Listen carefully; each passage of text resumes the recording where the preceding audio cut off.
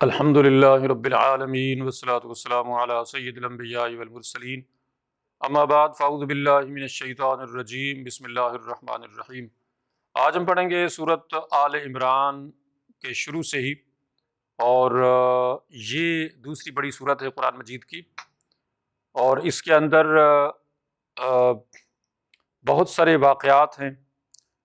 غزوہ بدر، احد اور اس طرح سے باقی بہت سارے مسائل ہیں، اور حضرت عیسیٰ علیہ السلام کے حوالے سے خصوصاً اس میں بیان ہے کہ جو لوگ عیسیٰ علیہ السلام کے بارے میں طرح طرح کے یعنی عیسائی حضرات جو ہیں وہ اپنے عقائد رکھتے ہیں، ان کا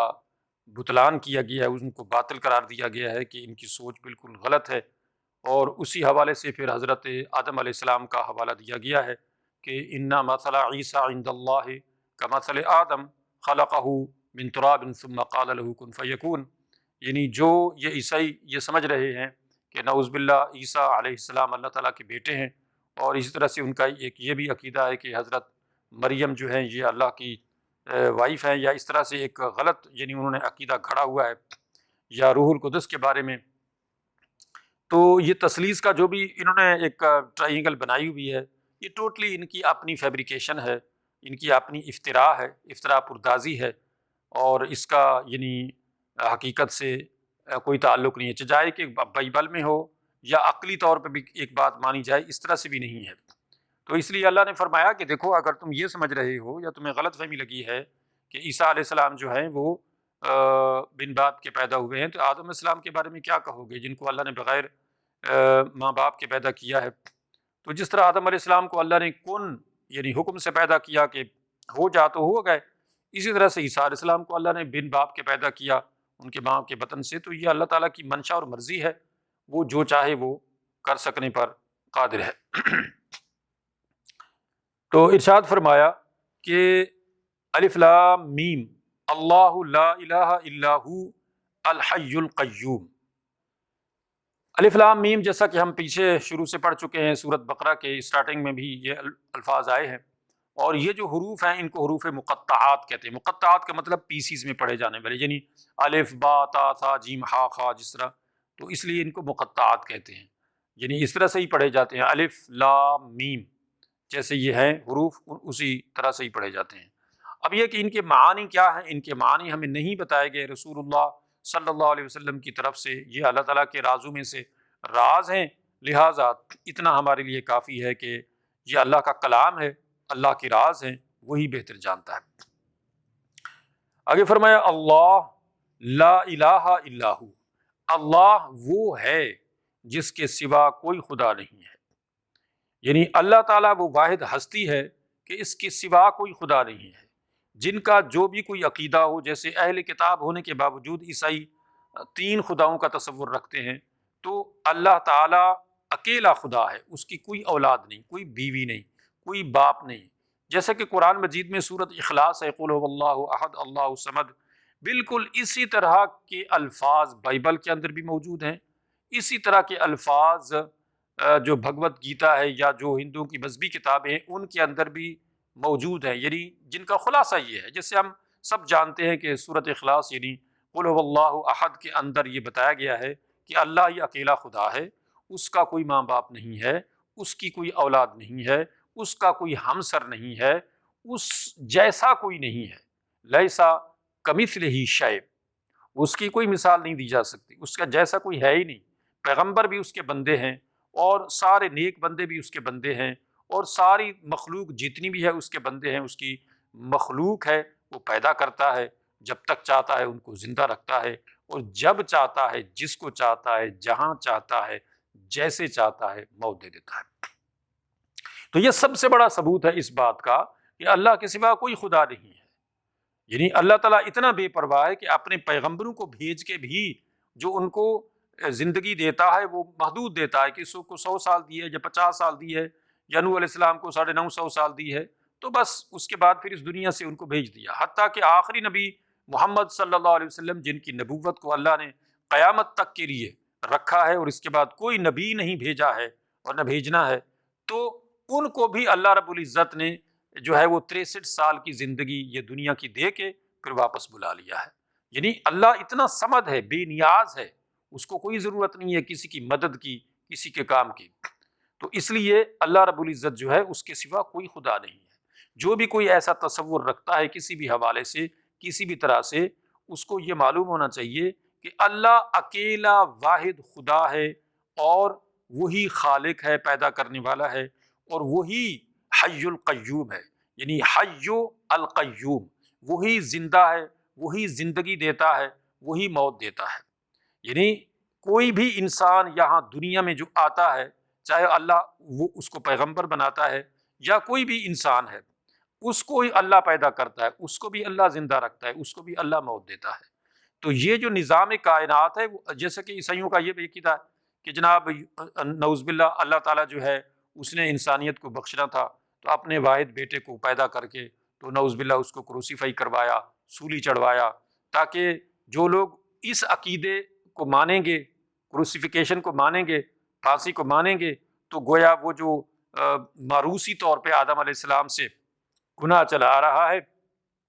اور ہر انسان پیدائشی طور پہ جو ہے وہ گناہ گار پیدا ہوتا ہے، تو جو ہے وہ اس کروسیفیکیشن کے عقیدے کو جب وہ مانے گا تو جس کا گناہ جو ہے وہ دھل جائے گا۔ چنانچہ پہلے ہم سنتے تھے یہ باتیں یعنی زبانی طور پہ، ابھی جب عیسائیوں سے بڑے بڑے ان کے جو پڑھے لکھے لوگ ہیں ان سے بات ہوتی ہے تو وہ بڑے دھڑلے سے یہ باتیں کرتے ہیں کہ ہاں،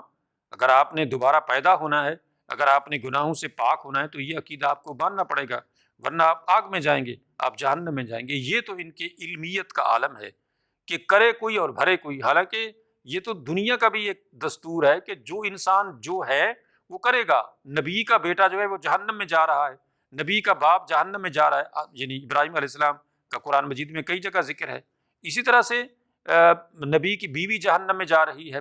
لوط علیہ السلام کی۔ اسی طرح سے یہ کوئی وہ نہیں ہے کہ کسی کے ساتھ کسی کی ایویلیشن ہے کہ ایفیلیشن ہے، اور اس کا جو ہے وہ اس تعلق کی وجہ سے اس کو کوئی اس کے ایمان کے بغیر بھی یا اس کے عمل کے بغیر بھی فائدہ پہنچ سکتا ہے، تو ایسا نہیں ہے۔ اس لیے کہ اللہ تعالیٰ بے نیاز ہے، اس کو کسی کی ضرورت نہیں ہے۔ اگر کوئی انسان یہ سمجھتا ہے کہ ایسے عقیدے گھڑنے سے اس کو کوئی کسی بڑی ہستی کے ساتھ، جیسے عیسیٰ علیہ السلام تو اللہ کے رسول ہیں، اللہ کے بندے ہیں اور اللہ کی برگزیدہ ہستی ہیں، اس میں کوئی شک نہیں ہے، لیکن ان کے بارے میں اتنا ان کو بڑھا دینا کہ اللہ کا بیٹا بنا دینا، اور ان کی شان کو جو ہے اس قدر یعنی بڑھانا کہ اللہ کے قریب کر دینا، مطلب اللہ کا بیٹا بنا دینا، یہ ٹوٹلی یعنی جہالت ہے، گمراہی ہے، بدبختی ہے۔ تو اس لیے اللہ نے فرمایا کہ الحی القیوم، یعنی اللہ رب العزت جو ہے وہی زندگی دیتا ہے، وہی موت دیتا ہے، وہی زندہ رکھتا ہے، اسی نے ہی پیدا کیا ہے، اسی نے ہی زندہ رکھا ہوگا۔ یہ سارا نظام کائنات وہی چلا رہا ہے۔ عیسیٰ علیہ السلام کے بارے میں خصوصاً جو ہے، چونکہ آگے یہ تفصیل سے مسائل چلیں گے، تو ان کے بارے میں جو انہوں نے غلط عقائد رکھے ہوئے تھے ان کا بطلان کرنے کے لیے بھی یہ فرمایا جا رہا ہے کہ اللہ کے سوا کوئی خدا نہیں، اس کا کوئی بیٹا نہیں، اس کا کوئی ہمسر نہیں۔ نزل علیک الکتاب بالحق مصدقا لما بین یدیہ وانزل التوراۃ والانجیل، اللہ نے اے رسول صلی اللہ علیہ وسلم آپ پر کتاب نازل کی ہے جو بالکل حق اور سچ ہے، یعنی قرآن مجید۔ مصدقاً، یہ کتاب قرآن تصدیق کرتی ہے، لما بین یدیہ، جو اس سے پہلے کتابیں تورات، زبور، انجیل موجود ہے۔ قرآن مجید میں یہ الفاظ کئی بار آئے ہیں، مصدقا لما بین یدیہ، یعنی قرآن جو ہے وہ اپنے سے پہلے موجود کتابوں کی تصدیق کرتا ہے۔ چنانچہ آج بھی اگر ہم زبور کو پڑھیں اور زبور کے اندر جہاں جہاں بھی کہ موسیٰ علیہ السلام نے یہ کہا، اللہ تعالیٰ نے یہ فرمایا، ایسے الفاظ ہیں، تو ان میں اور قرآن میں آپ کو کوئی فرق نظر نہیں آئے گا۔ آپ کو ایسے ہی لگے گا کہ یہ ایک ہی چشمے سے جو ہے نا پانی آ رہا ہے، یہ رحمت آ رہی ہے یا احکامات آ رہے ہیں، کیونکہ ظاہر ہے ان سب کا نازل کرنے والا اللہ تعالیٰ ہے۔ اس میں کوئی شک نہیں کہ تورات ہو، زبور ہو، انجیل ہو، ان تینوں کتابوں کے اندر لوگوں نے اپنی باتیں بھی شامل کر لی ہیں۔ اس کی وجہ یہ ہوئی کہ کئی بار تورات، یہ میں نہیں کہہ رہا ہوں اپنی طرف سے، یہ تاریخی وہ شواہد ہیں کہ جو دنیا جہان کے جتنے مورخین ہیں، مسلمانوں کے علاوہ بھی، یعنی مسلمانوں کے علاوہ کی میں بات کر رہا ہوں، عیسائیوں کے، یہودیوں کے، یا باقی مذاہب کے بھی، ان سب کے مورخین کا یہ کہنا ہے کہ تورات کئی بار، یہ تاریخی حقائق ہیں، شواہد ہیں، تورات کئی بار گم ہو گئی. یعنی جب ہیکل سلیمانو کے اوپر کئی بار دشمنوں نے حملہ کیا، بادشاہوں نے، اور انہوں نے جب اس کو جو ہے وہ گرا دیا، اور وہاں پہ جو موجود تھے لوگ تورات زبور کے ماننے والے، ان کو قتل کیا، تو جو کتابیں ان سے ملی ان میں ظاہر ہے یہ کتابیں بھی تھیں، تورات زبور انجیل، تو ان کتابوں کو بھی انہوں نے جو ہے وہ جلا دیا. تو اس طرح سے کوئی لوگ کچھ ایسے تھے جن کے بارے میں یہ تاریخی طور پہ بھی ملتا ہے کہ کچھ نے وہ کتابیں جو ہے اپنے ساتھ رکھ لیں اور یا قبروں میں دفن کر دیں، اور بعد میں وہ ملی بھی. یہ بھی ایک حقیقت ہے، اور یہ بھی میں اپنی طرف سے نہیں کہہ رہا ہوں، جو انٹرنیشنل لیول کے مورخین ہیں غیر مسلم، ان کا یہ کہنا ہے کہ یہ بات اچھی طرح سے معلوم ہے کہ تورات کو کئی بار جو ہے دشمنوں نے اس کو غائب کرنے کی کوشش کی، اس کو جو ہے وہ جلایا، اور اس طرح سے جہاں انہوں نے اس کے فالوورز کے اوپر یعنی ظلم ڈھائے یہودیوں کے اوپر، اس طرح سے تورات زبور کے اوپر بھی انہوں نے یہی سلسلہ کیا. اور بعد میں پھر لوگوں نے اس کے اندر اس کو اپنی یادداشت سے لکھا. تو تورات زبور انجیل تینوں کتابوں کے اندر اس میں کوئی شک نہیں کہ آج بھی بہت ساری چیزیں ایسی ہیں جو قرآن مجید سے ملتی جلتی ہیں، اور جب ان کو اور قرآن کو پڑھا جاتا ہے تو بالکل یعنی ایسے لگتا ہے کہ کوئی ایک ہی کتاب پڑھی جا رہی ہے. یعنی موسیٰ علیہ السلام کے حوالے سے ہو، یا جتنے بھی گزشتہ انبیاء علیہ السلام ہیں، یا ایون جتنی قومیں ہیں جو گزری ہیں جن کا یعنی ذکر قرآن مجید میں ہے، اسی طرح سے ان کا ذکر بائبل کے اندر موجود ہے. اور یہی وجہ ہے کہ بعض عیسائی اور یہودی جو ہیں ان کا یہ یعنی کلیم رہا ہے کہ یہ قرآن جو ہے یہ تو تورات زبور یا بائبل کا جو ہے وہ چربہ ہے، یعنی اسی کو دیکھ کے یہ قرآن مجید لکھا گیا ہے، کیونکہ اس کی بہت ساری باتیں تورات زبور انجیل سے ملتی ہیں، تو لہٰذا اسی سے دیکھ کے جو ہے وہ لکھا گیا ہے. چنانچہ قرآن مجید میں بھی اس کا تذکرہ موجود ہے کہ لوگوں نے یہ کہا کہ جناب یہ قرآن مجید جو ہے یہ محمد صلی اللہ علیہ وسلم نے ایک بندے سے سیکھ کر جو ہے اس کو یعنی اس کو اپنی طرف سے اس طرح سے لکھ کے اور یہ کہا کہ جناب یہ قرآن جو ہے یہ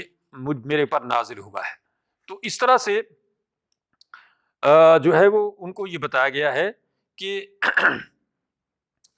قرآن مجید اللہ تعالیٰ کی نازل کردہ کتاب ہے، اور وَأَعَانَهُ عَلَيْهِ قَوْمٌ آخَرُونَ کہ اس طرح سے ان لوگوں نے نبی کریم صلی اللہ علیہ وسلم کے بارے میں یہ باتیں اسی وجہ سے کہیں کہ چونکہ قرآن مجید گزشتہ کتابوں کے حوالے سے تصدیق کرتا ہے اور ان کے جو مدرجات ہیں یا آیات ہیں ان سے ملتا جلتا ہے، تو اس طرح سے انہوں نے گمراہی تو پہلے ہی اختیار کی ہوئی تھی، لہٰذا انہوں نے قرآن مجید کے اوپر یہ الزام لگا دیا کہ یہ محمد صلی اللہ علیہ وسلم نے تورات زبور انجیل کسی کی اعانت سے لکھی ہے. یعنی قرآن مجید جو ہے کسی کی اعانت سے، مدد سے لکھا ہے، اور وہاں سے سن کے جو ہے وہ واقعات جو ان کے قرآن یعنی تورات زبور انجیل میں تھے تو انہوں نے لکھ لیا اپنی طرف سے. اللہ نے فرمایا ایسا نہیں ہے. یہ تو اللہ نے فرمایا اس میں کوئی شک نہیں ہے، لیکن تاریخی حوالے سے دنیا کا کوئی انسان یہ ثابت نہیں کر سکتا ہے کہ ہمارے نبی محمد مصطفیٰ صلی اللہ علیہ وسلم جو ہیں انہوں نے کسی یہودی یا عیسائی عالم کے ساتھ کوئی ملاقات نہیں کی ہے، یا اس سے کوئی علم حاصل نہیں کیا ہے، یا اس کے پاس نہیں رہے کہ وہ اس کے پاس رہے ہوں کسی یہودی یا عیسائی عالم سے آپ نے سیکھا ہو یا پڑھا ہو، یا یہودی عالم کو چھوڑیں کسی بھی یہودی عیسائی سے جو ہے آپ نے کوئی ایسی چیز نہیں پوچھی، پڑھی، سمجھی کبھی بھی. یعنی ایسا تاریخی حوالے سے بالکل ثابت ہے. اور دوسری بات یہ کہ نبی کریم صلی اللہ علیہ وسلم پڑھنا لکھنا بھی نہیں جانتے تھے کہ آپ نے تورات زبور انجیل یا بائبل کہیں سے لے لی ہو اور آپ نے اس کو پڑھ لیا ہو اور پھر آپ نے جو ہے وہ اس طرح کی باتیں شروع کر دی ہوں، تو ایسا نہیں ہے. یعنی تاریخی حوالے سے بھی یہ بات بالکل واضح ہے.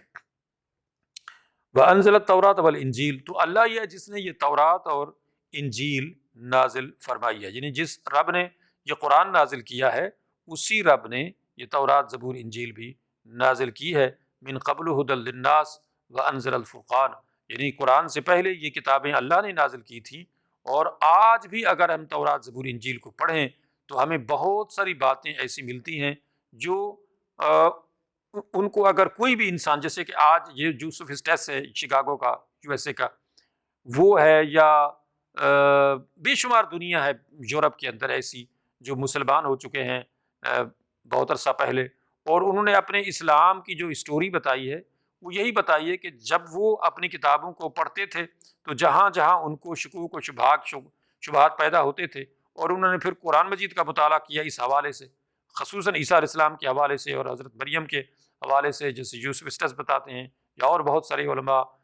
کرسچن کے، کہ انہوں نے جب یہ پڑھا تو ان کی آنکھیں کھلی کہ یہ واقعی قرآن مصدق ہے، ان کتابوں کا تصدیق کرتا ہے،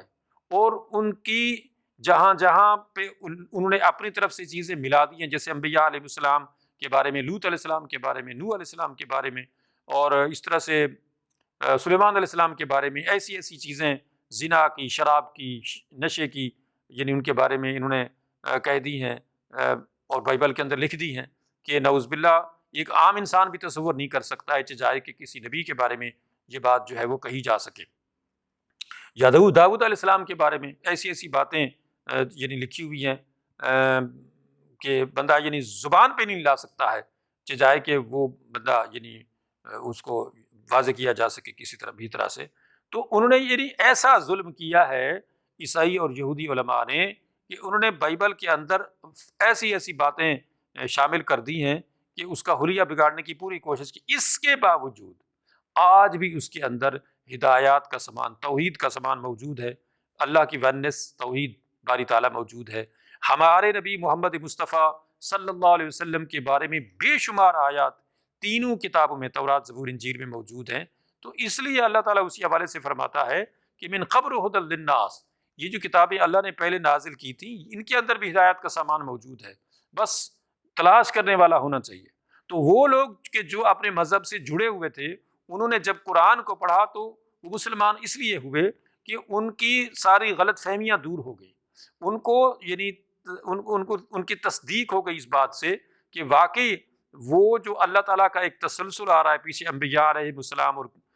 کتب سماوی کا، اس کی جو کمپلیشن ہے وہ قرآن ہے، وہ محمد صلی اللہ علیہ وسلم ہے، یعنی وہی بات جو ونس آف اللہ تعالیٰ ہے کہ اللہ کے سوا کوئی خدا نہیں ہے۔ اب وہاں انہوں نے گڑبڑ کرنے کی کوشش بھی کی، اب یہی وجہ ہے کہ انجیل تو ایک ہے لیکن اس کے ورژن 4 ہیں، مطلب 4 اس کے ڈیفرنٹ جو اس کے ورژن ہیں وہ موجود ہیں، ایک میں کچھ ہے تو دوسری میں کچھ ہے، تیسری میں کچھ ہے، چوتھی میں کچھ ہے۔ اچھا یہ 4 بھی نہیں ہے، اس سے پہلے 12 تھی، 12 سے کچھ پہلے کچھ زیادہ تھی، پھر انہوں نے اتفاق کرتے کرتے کرتے انہوں نے ابھی وہ 4 رہ گئی ہے۔ تو اس کا مطلب یہ تھوڑی ہے کہ اللہ تعالیٰ نے 4 انجیلیں نازل کی تھیں، ایسا نہیں ہے، انجیل تو ایک ہی تھی، کتاب تو ایک ہی تھی، جیسے قرآن مجید ایک ہے، اس کے جو مطلب نسخے ہیں وہ دنیا میں شاید اربوں خربوں ہوں، تو اس لیے انجیل بھی ایک ہی تھی، لیکن بعد میں جو جیسے پاول ہے اس نے سب سے زیادہ یہ ظلم کیا کہ اس نے بالکل ہی سارا کچھ بدل کے رکھ دیا۔ تو برنباس جو ہے اس کی جو انجیل ہے، جس کو یہ مانتے ہی نہیں، یہ 5ویں انجیل ہے، اور ان کا یہ کہنا ہے کہ جناب یہ تو مسلمانوں کی تخلیق ہے، حالانکہ یہ نبی کریم صلی اللہ علیہ وسلم کے اس دنیا میں آنے سے پہلے یعنی 3 صدی عیسوی میں، آپ تو 570 عیسوی میں پیدا ہوئے تھے، تو یہ 3 صدی عیسوی میں اس کے شواہد موجود ہیں انجیل برنباس کے کہ یہ اس وقت بھی یعنی موجود تھی۔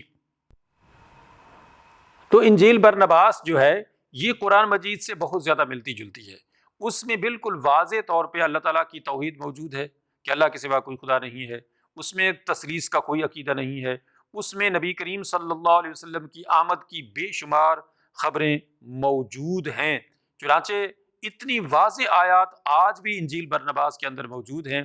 کہ جو عیسیٰ علیہ السلام نے فرمائی تھی، اور ایک نہیں کئی، جن میں کی ایک یہ ہے کہ عیسیٰ علیہ السلام نے فرمایا کہ after me a prophet of God will come, his blessed name is Muhammad. تو اس طرح سے جب آپ نے عیسیٰ علیہ السلام نے یہ باتیں بیان فرمائیں تو آپ کے سامنے جو لوگ بیٹھے ہوئے تھے تو انہوں نے برملا یہ کہا کہ او گاڈ سینڈ محمد، اور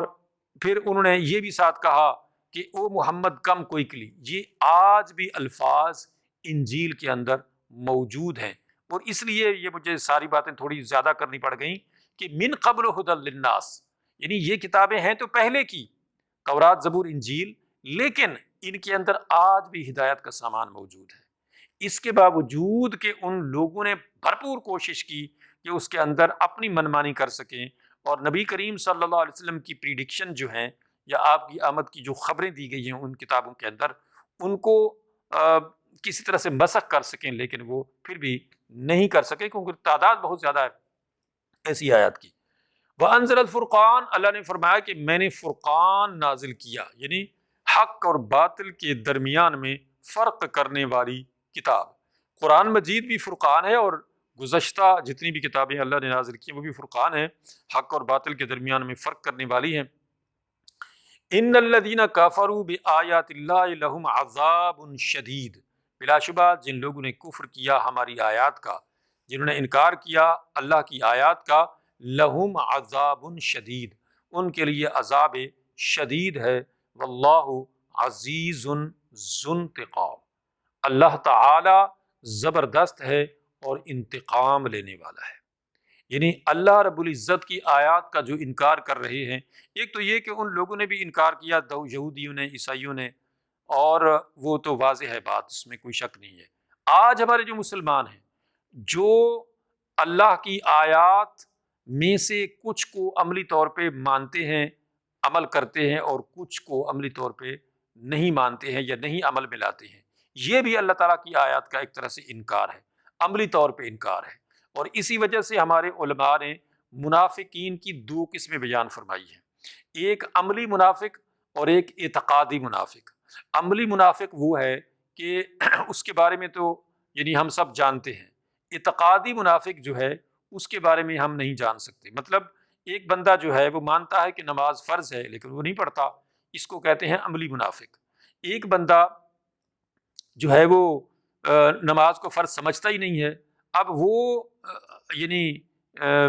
گو نماز پڑھے بھی لیکن اس کے ذہن میں اگر یہ ہے کہ نماز فرض نہیں ہے، یا وہ کوئی بھی ایسا اس کا عقیدہ ہے جو اللہ کے احکامات کے خلاف ہے، تو وہ اعتقادی منافق ہے۔ یعنی وہ اگر قرآن پہ یقین نہیں کرتا ہے یا اللہ تعالیٰ کے احکامات پہ یقین نہیں کرتا ہے، بعض پہ یا کلی پہ، کل پہ، تو وہ منافق اس لیے ہے کہ اگر بظاہر وہ اپنے آپ کو مسلمان کلیم کر رہا ہے اور وہ نماز بھی پڑھ رہا ہے، وہ حج بھی کر رہا ہے، وہ عمرہ بھی کر رہا ہے، وہ سارے مسلمانوں والے کام کر رہا ہے، لیکن اس کے دل و دماغ میں یہ بات ہے کہ نہیں یہ سب اہم ہی ہے، چلو ٹھیک ہے، میں بھی اب جو ہے وہ اگر ایسا نہیں کروں گا تو پھر میری بدنامی ہوگی، اس لیے پھر وہ نماز بھی پڑھ لیتا ہے، وہ قربانی حج بھی کر لیتا ہے تاکہ لوگوں کے اندر، وہ مسلمانوں کے اندر چھپا رہے اور جو بھی اس کے مقاصد ہیں وہ پورے ہوتے رہیں۔ تو یہ اعتقادی منافق ہے۔ اب اعتقادی منافق کے بارے میں ہمیں نہیں پتہ ہوتا ہے، وہ خود بندے کو پتہ ہے کہ وہ اس کا کیا اعتقاد ہے، اور اللہ تعالیٰ کو پتہ ہے اس کے بارے میں کہ یہ اس کا کیا عقیدہ ہے۔ بہرحال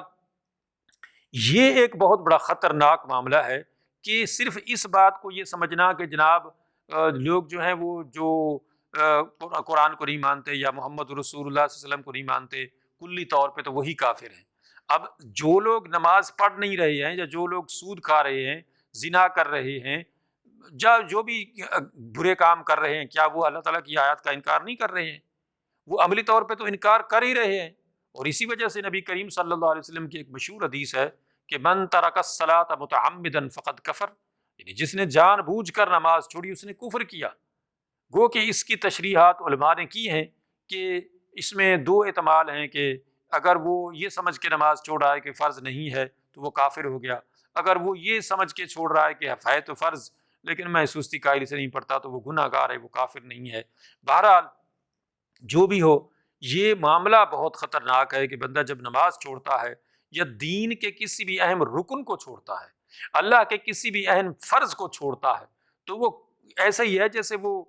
دریا کے کنارے کھڑا ہوا ہے اور وہاں پہ وہ جو ہے وہ گر سکتا ہے کسی بھی ٹائم۔ تو اس طرح سے ایک بندہ جو اللہ کے احکامات یا فرائض کو ادا نہیں کر رہا ہے، اس کا زیادہ امکان ہے جو ہے وہ دین سے نکلنے کا۔ چنانچہ یہ عملی طور پہ بھی دیکھا گیا ہے، بہت سارے ایسے لوگ کہ جو نماز نہیں پڑھتے تھے یا جو جمعہ نہیں پڑھتے تھے یا جو لوگ دین پہ عمل نہیں کر رہے تھے، وہ دین سے نکل گئے۔ انڈیا میں بڑی تعداد ہے ایسے لوگوں کی، حتیٰ کہ بعد میں جو ہے انہوں نے برملا یہ کہا بھی کہ نہیں میرا کوئی دین نہیں ہے۔ یعنی یہ بڑے اچنبے کی بات ہے، بڑے عجوبے کی بات ہے۔ ماضی میں بھی اور ابھی حال میں بھی ایسی بہت ساری چیزیں سامنے آئی ہیں، ویڈیو سامنے آئی ان لوگوں کی کہ جو یہ کہتے ہیں نہیں ہمارا دین سے کوئی تعلق نہیں، اسلام سے، حالانکہ ان کا نام جو ہے وہ مسلمانوں والا ہے۔ جاوید اختر انڈیا کا بہت مشہور یعنی میوزیشین ہے، اور اس نے بالکل برملا اس نے کہا میرا کوئی مذہب نہیں ہے، حالانکہ وہ جدی پشتی مسلمان ہے، یعنی چلا آ رہا تھا۔ کیوں؟ وجہ یہ ہے کہ جب آپ پریکٹیکل مسلمان نہیں بنیں گے تو بہت زیادہ امکان ہے کہ دین سے آپ نکل جائیں۔ اس لیے ہمارے نبی صلی اللہ علیہ وسلم کا ارشاد پاک ہے کہ بچہ جب بولنا شروع کرے تو اس کو یہ چیزیں سکھاؤ، اس کو کلمہ سکھاؤ، اس کو دین کی باتیں سکھاؤ، اس کو دعائیں سکھاؤ۔ جب 7 سال کا ہو جائے اس کو نماز سکھاؤ، جب 10 سال کا ہو جائے نماز نہ پڑھے تو اس کو سختی کرو، مارو۔ کیوں؟ اس کو تو ابھی نہیں پتا ہے، جب وہ بڑا ہوگا اس کو پریکٹس کرے گا، وہ اس چیز میں آئے گا، وہ پڑھے گا، وہ دیکھے گا، وہ سمجھے گا، اس کو کچھ سمجھ آئے گی، وہ دین کے اندر داخل ہو جائے گا عملی طور پہ۔ تو اگر اس کو جو ہے ایسے ہی چھوڑ دو گے تو پھر کیا ہوگا؟ تو یہ بے شمار ایسی مثالیں ہیں، وقتی کی علت کی وجہ سے وہ مثالیں نہیں دی جا سکتی، اس لیے بڑی اہم یہ بات ہے کہ ان الذین کفروا بآیات اللہ لہم عذاب شدید، کہ جن لوگوں نے بھی اللہ تعالیٰ کی آیات کا انکار کیا تو ان کے لیے عذاب شدید ہے۔